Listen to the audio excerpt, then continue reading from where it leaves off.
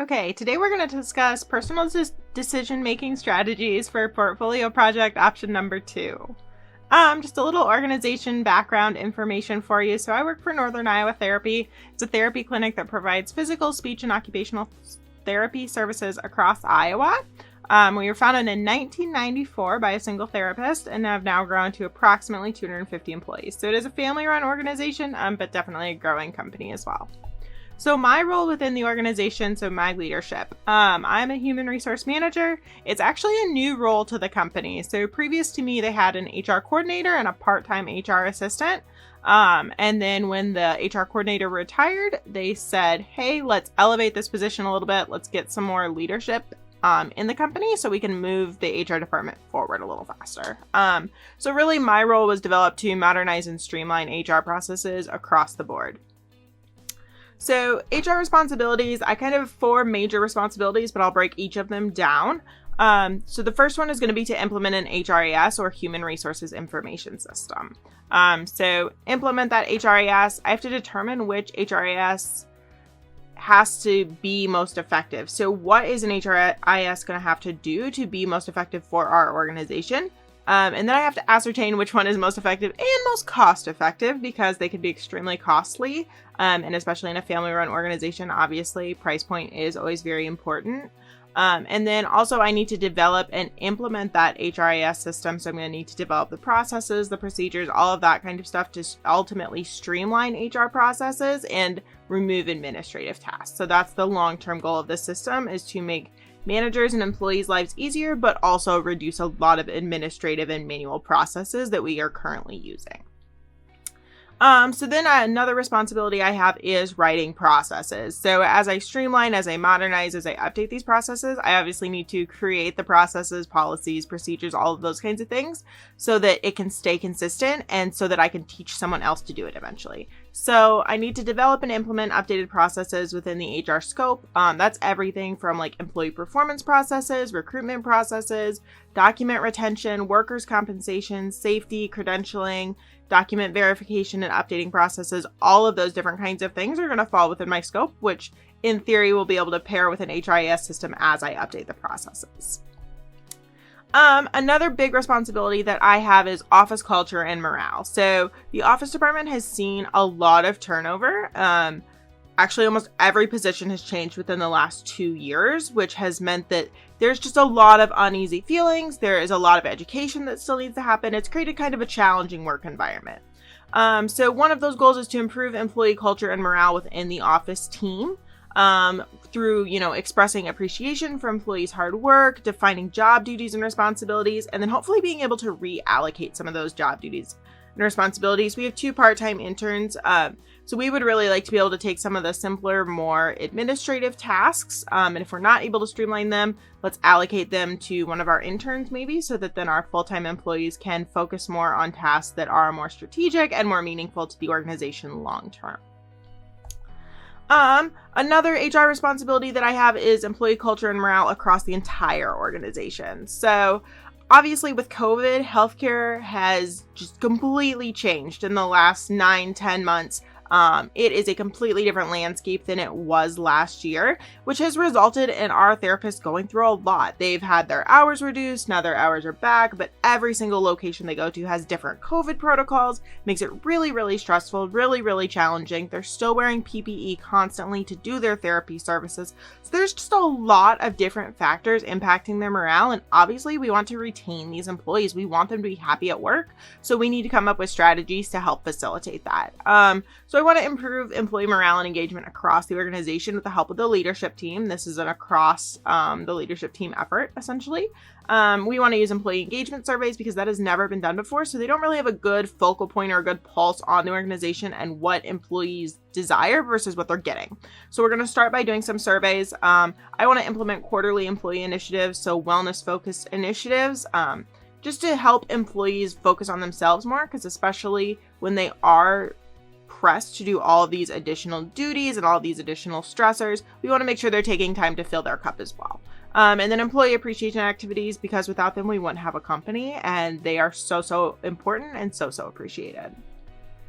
So the decision-making process that I've used kind of throughout solving all of these problems is going to be define, identify, list, and then identify, implement, and analyze. So define the problem, identify the root cause, and isolate the symptoms of the problem. This is something that is so important to me because I think especially in HR, sometimes problems get brought to you and all you hear about are the symptoms. And so if you address the symptoms, then 2 months later, you have the same problem. So I really focus on finding the root cause of the problem so then we can treat that and also rectify the symptoms in the process.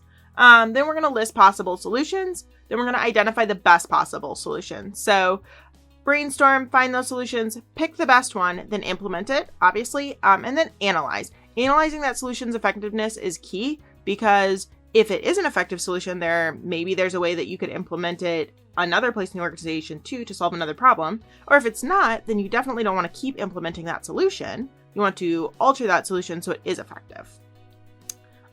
So additional impacting factors. So there's a lot of things impacting this role overall. So there's budgetary constraints within HRIS system. So within the healthcare industry in 2021, we're looking at 10 to 15% cuts from a Medicaid, Medicare perspective. Which means essentially our therapists will be getting less reimbursed for the services they provide, and their services and times are not changing, which creates a strain across the entire company. So there are budgetary constraints to absolutely take into effect here. Then employee engagement. Obviously, employees are currently feeling overwhelmed and underappreciated. So we have to right that ship. We have to get it moving in the right direction to make sure that they feel engaged, appreciated, and all of those good things.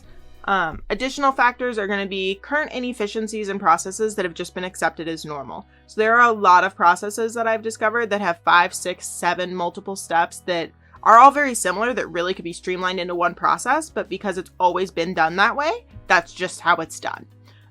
There's potential employee resistance to change. That's from every aspect of the problems I'm going to try to tackle. And then leadership's fear of change and a lack of understanding. So some of our leaders are very reliant on a lack of technology. They don't want to move into that modernized world. And then the other half of our leaders are very much embracing technology and pushing us to continue to move forward. So there is some just people are on different playing fields. People are on different levels. And so bringing them together and finding a solution that works for everyone while still pushing the organization forward is really important. So then there are some factors impacting the healthcare industry overall. So obviously COVID has thrown everything for a loop, but in addition to that, there are issues with general public's challenges accessing healthcare just in general. That comes from BarCon 2019. Additionally, organizations' ability to recruit and retain employees. So there are a shortage of healthcare professionals. So it is so challenging for our recruiters to recruit, and then we have to retain these employees, which is again why employee engagement is so important. Again, that's BarCon 2019. And then employees' ability to perform effectively and efficiently. So sometimes we find these employees, and that's great, but they're not actually able to perform their job duties at the level that we desire. So do we add more training? Are they willing to learn? All of those kinds of questions have to be answered. Again, BarCon 2019.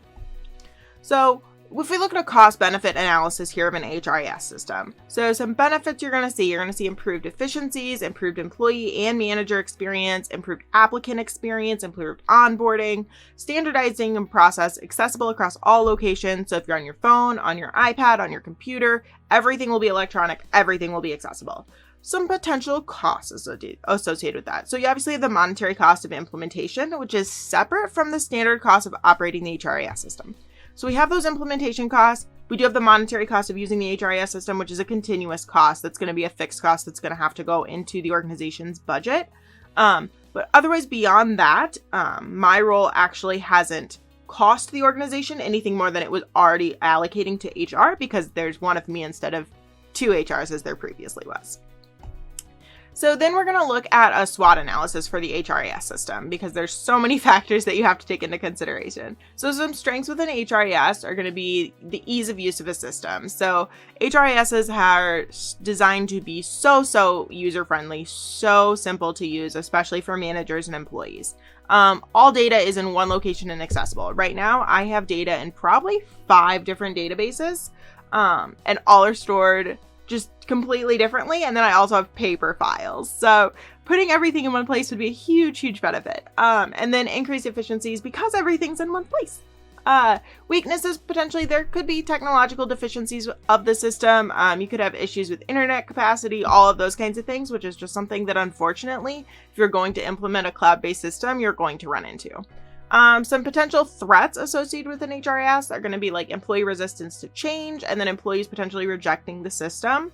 Our employees do have to use a lot of technology in their job already, so we do think that they will be willing to accept the system and willing to learn and use it. However, there is always that potential.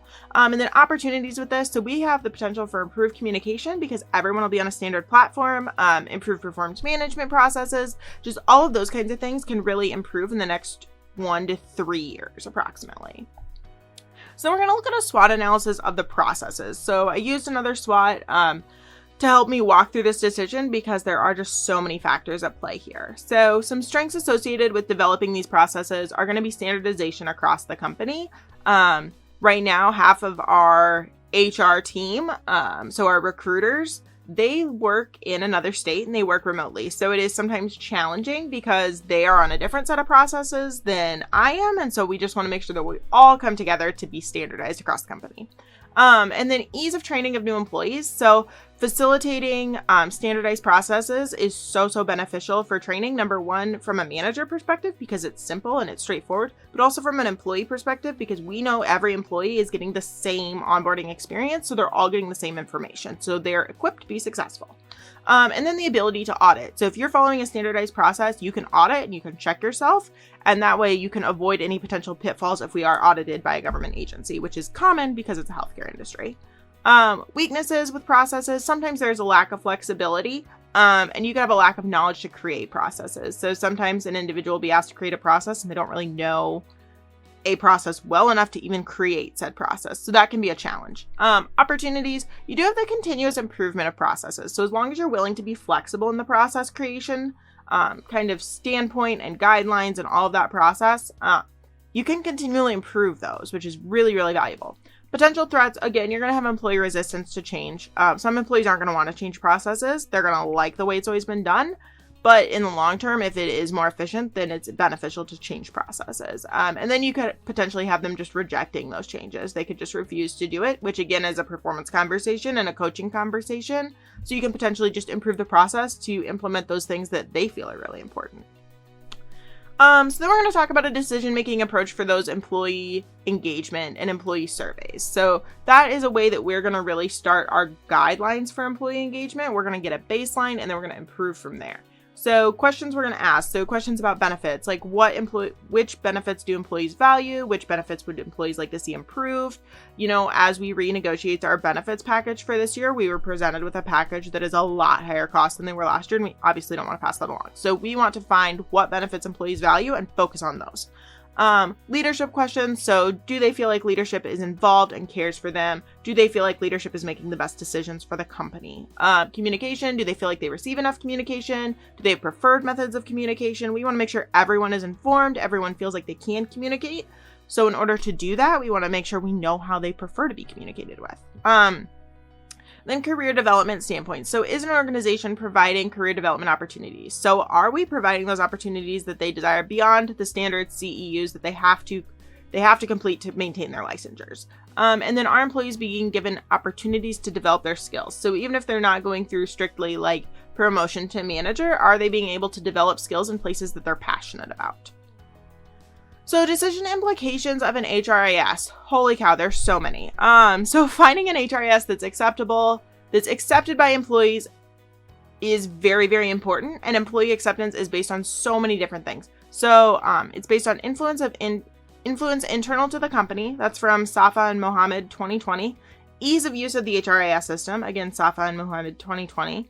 Quality of the HRIS system, again, Safa and Mohammed 2020, facilitating conditions of the HRIS system. So that's things like implementation, education, all those kinds of things, again, Safa and Mohammed 2020, and then user satisfaction of that HRIS system, again, Safa and Mohammed 2020.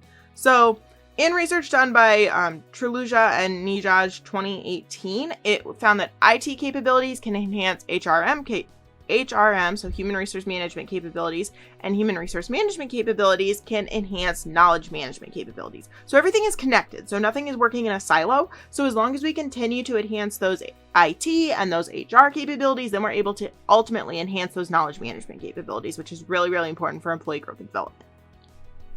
So more decision implications for processes. So organizations with structured HR practices, policies, and processes perform better than those without. That's from research done by Sanchez Marin, Moreno Sedan, and Carrasco Hernandez 2019. So they conducted research and they focused on employees in organizations that were family run and how formalized HR processes compare to non-formalized HR processes, and how family involvement compares to not a lack of family involvement. So family involvement actually is a negative moderator of the formalization of processes and firm performance. So when families are more involved, processes are not usually as formalized and the firms usually don't perform as well. And I think part of that is because it's challenging to have difficult conversations with your family. It's challenging with a normal employee that you're not related to. That's Sanchez Marin et al. 2019. And then high commitment to human resource management positively impacts HR capabilities and technological innovation. So that's from Owen, Bay, and Hong 2019. So essentially, if people are committed, so if you have a high commitment to that HR management, it positively impacts your HR capability, obviously, which then also impacts your technological innovation. So it really all pairs together. It's very, very beneficial.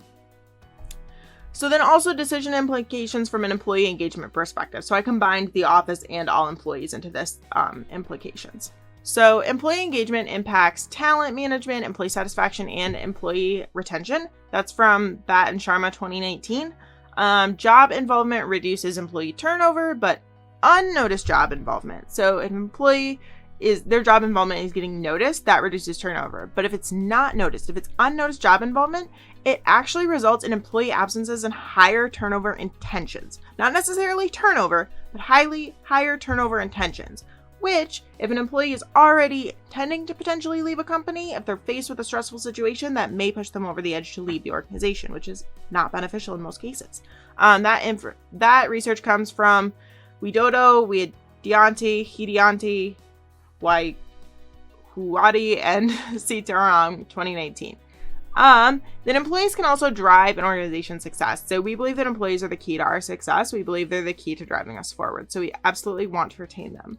And then retaining employees is key to the longevity of an organization. So especially in the climate that has been created with COVID-19 and the political atmosphere and all of these different challenges that everyone is facing right now, feels like we're facing more challenges than we ever have before.